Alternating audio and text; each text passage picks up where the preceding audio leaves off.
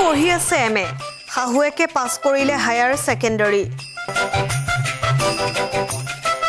53 বছৰ বয়সত উচ্চতৰ মাধ্যমিক উত্তীৰ্ণ হল ঢকুৱাখানাৰ বাসন্তী শইকীয়া শিক্ষা গ্ৰহণৰ কোনো বয়স নাই কোনো সীমা মনত প্ৰবল ইচ্ছা শক্তি থাকিলে শিক্ষাৰ ক্ষেত্ৰত বয়স কেতিয়াও হেঙাৰ হ'ব নোৱাৰে এই কথাকে যেন প্ৰতিপন্ন কৰিলে ঢকুৱাখানাৰ এগৰাকী 53 বছৰ বয়সীয়া মহিলাই 53 বছৰ বয়সত উচ্চতৰ মাধ্যমিকত উত্তীৰ্ণ হল ঢকুৱাখানাৰ খাপতিয়াৰ বাসন্তী শইকীয়া দ্বিতীয় বিভাগত উত্তীৰ্ণ হৈছে বাসন্তী শইকীয়া 88 চনতে মেট্ৰিক পাছ কৰিলোঁ তাৰ 36 বছৰৰ পাছত আজি হাই ছেকেণ্ডাৰী ফলাফলত মানে মই দ্বিতীয় বিভাগত উত্তীৰ্ণ হৈছোঁ মোক খুব ভাল লাগিছে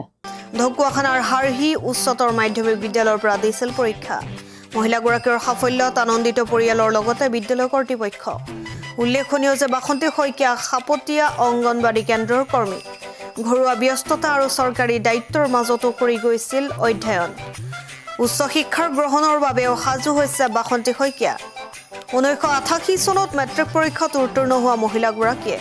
সুদীৰ্ঘ 37 বছৰৰ পিছত উচ্চতৰ মাধ্যমিক চূড়ান্ত পৰীক্ষাত উত্তীৰ্ণ হোৱা বিষয়টোৱে চৰ্চা লাভ কৰিবলৈ সক্ষম হৈছে ইপিনে তেওঁৰ বোৱাৰীকেও স্নাতকোত্তৰ শাখাত অধ্যয়নৰত নমস্কাৰ মোৰ নাম বাসন্তী শইকীয়া মোৰ বৰ্তমান বয়স 53 বছৰ মই 1988 চনতে মেট্ৰিক পাছ কৰিলোঁ তাৰ 36 বছৰৰ পাছত আজি হাই ছেকেণ্ডাৰী ফলাফলত মানে মই দ্বিতীয় বিভাগত উত্তীৰ্ণ হৈছোঁ মোক খুব ভাল লাগিছে মোৰ বৰ্তমান ঘৰত অকল মানুহজন আৰু মই থাকোঁ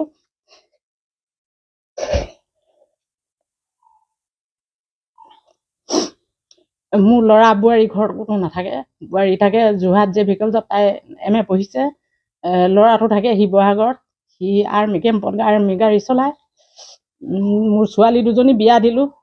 আমি দেউতাকে মই ঘৰত থাকোঁ মই অংগনবাড়ী কৰোঁ BLO কৰোঁ বহুত ঘৰুৱা সমস্যাৰ মাজত মই পঢ়ি এই ফলাফলত অৱতীৰ্ণ হোৱাৰ কাৰণে মই নিজকে বহুত সুখী মানিছোঁ মই মানে পৰীক্ষা মই চবৰে সহযোগতেই দিছোঁ পৰীক্ষা মই অংগনবাড়ী কৰোঁ যদিও মই এক টাইম স্কুললৈ যাওঁ আহি মানুহজন নাথাকে তেওঁ থাকে দোকানত মোৰ পু বোৱাৰী ঘৰত কোনো নাথাকে চবেই শিক্ষিত সিহঁতৰ চবৰে মানে অনুপ্ৰেৰণাত মোৰ ভাইটিও অনুপ্ৰেৰণা আছে বোৱাৰীহঁতৰ অনুপ্ৰেৰণা চবৰে অনুপ্ৰেৰণা মোৰ সহকৰ্মীসকলেও আছে অনুপ্ৰেৰণাত মই মানে ঘৰুৱা দায়িত্বৰ মাজতে সুৰুঙা বুজি মই চৰকাৰী দায়িত্বও পালন কৰিছোঁ ঘৰুৱা দায়িত্বও পালন কৰিছোঁ তাৰ মাজতে মই চেক বুজি সুৰুঙা বুজি যিকণ পাৰোঁ অধ্যয়ন কৰিছোঁ কৰি মেলি পৰীক্ষাটো দি চালোঁ দি ফলাফলটো ইমান হ'ব বুলি আশা কৰা নাছিলোঁ মাত্ৰ পাছ কৰিম বুলিয়ে ভাবিছিলোঁ কাৰণ 36 বছৰ মূৰত পৰীক্ষা দিছোঁ গতিকে পাছ কৰাটোকে আশা কৰিছিলোঁ কিন্তু আশা কৰাতকৈ অলপ আগবাঢ়িলোঁ যে সেইটোক লৈ মই সুখী আৰু মই মানে চবকে ধন্যবাদ দিছোঁ মই এইটো প্ৰথম পৰীক্ষা দিয়া আৰু নিদিওঁ বুলি ভাবিছিলোঁ এই ভাইটি আহি খুব জোৰ কৰিলে আৰু মোৰ লগৰ এই ক'লে যে পৰীক্ষাটো দিয়ক পাছ কৰিব তাৰপৰা চবৰে সহায় সহযোগত গ'লোঁ গৈ মানে দিলোঁগৈ আৰু পৰীক্ষাটো খাপতিয়া হাইস্কুলতে এইবাৰ প্ৰথম হাই ছেকেণ্ডাৰী খাপটো আৰম্ভ হৈছে গতিকে আমি প্ৰথম বেচ হিচাপে আমাক ছাৰেও বহুত অনুপ্ৰেৰণা দিলে শিক্ষক বাকীসকলেও আমাক মানে অনুপ্ৰেৰণা দিলে হাৰহি হাই ছেকেণ্ডাৰীতে পৰীক্ষা চেণ্টাৰ হ'ল তাতে পৰীক্ষা দিলোঁ তাতো ভাল পালোঁ চবকে ভাল পাই পৰীক্ষা দি ফলাফল বৰ্তমান এইটো ওলালে যে সেইটোক লৈ মই বিৰাট সুখী এতিয়া আৰু আপুনি উচ্চ শিক্ষা ল'বনে ভাবিছোঁ কিন্তু ল'ৰা বোৱাৰীকো সুধিব লাগিব আৰু মোৰ মানুহজনকো সুধিব লাগিব কাৰণ জীৱনত পঢ়া শেষ নহয় মই মানে চেষ্টা কৰিম বুলি ভাবিছোঁ আৰু যি হ'লেও ওচৰতে এনেকৈ খন্তেক যাব পৰাকৈ পঢ়িব পৰাকৈ যদি হেৰি কৰিব পাৰোঁ সুবিধা কৰিব পাৰোঁ তেতিয়াহ'লে BA এডমিশ্যনটো কৰিম বুলি ভাবিছোঁ মোৰ মানে ভৱিষ্যতে BA পাছ কৰা আশা এটা আছে চাকৰি আৰু মোৰ 9 বছৰ আছে গতিকে মই মানে ভৱিষ্যতলৈ যদি BAটো পাছ কৰিব পাৰোঁ মই ল'ৰা বোৱাৰীৰ আগত সেইটোত বহুত সুখী হ'ম বুলি ভাবিছোঁ মানে news desk report Assam time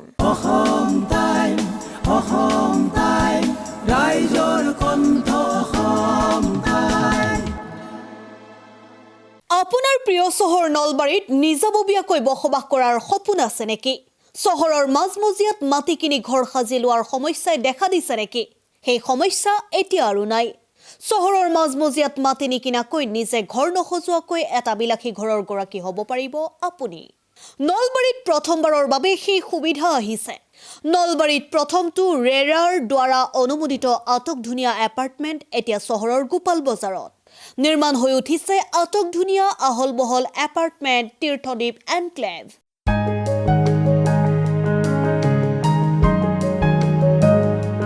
চহৰৰ গোপাল বজাৰৰ DIC পথত নিৰ্মাণ হৈ উঠিছে তীৰ্থদ্বীপ এনক্লেভ এপাৰ্টমেণ্ট।